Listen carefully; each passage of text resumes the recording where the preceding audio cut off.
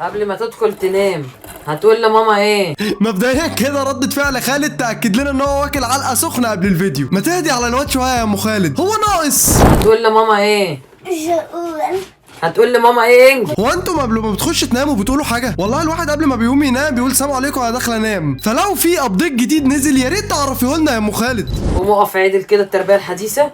التربية الحديثة هي حديثة فعلا، حديثة لدرجة ان انا اول مرة اشوفها. انتم عارفين النشيد الوطني بتاع ام خالد ايه؟ قوم اقف وانت بتكلمني، قوم اقف بصلي وفهمني. قوم اقف قوم اقف قوم اقف، نضفوا عينيكم من اللي هتسمعوه. بص قوم اقف. يعني ايه انضف عيني من اللي انا هسمعه؟ هو انت يا ام خالد بتعلمي لخالد اللغة وانت اساسا ما بتعرفيش تتكلميها؟ ما ترحمونا بقى من اللي هتسمعوه. بص قوم اقف. قام وقف على طول مفيش كلام.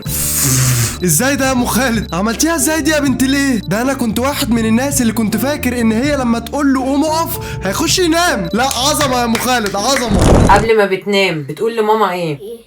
بتقول لماما ايه؟ جود نايت. جود نايت. وايه تاني عشان تنور رضاها؟ مش عارف يلا. ايه ده، مش فاكر. من الواضح كده ان خالد عليه علامات الذكاء فعلا. انا حاليا عيني وودني بينضفوا من اللي انا بشوفه وبسمعه. ربنا يفك اسرك يا خالد يا ابني. يلا. ايه ده، مش فاكر. مش فاكر. كيس. بس كده يا ماما؟ حاضر من عينيا. اتفضلي يا ماما، احسن كيس عندنا.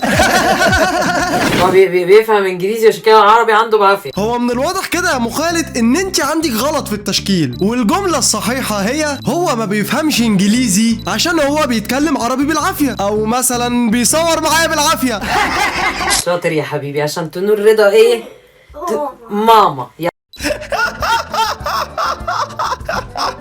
يلا يلا من هنا يلا، شوف لك حته اقعد فيها. الفيديو خلص وبس كده احنا خلصنا. يا ريت لو الفيديو عجبك تعمل لايك وتعمل فولو وتقعد تستناني لحد الفيديو الجاي. سلام.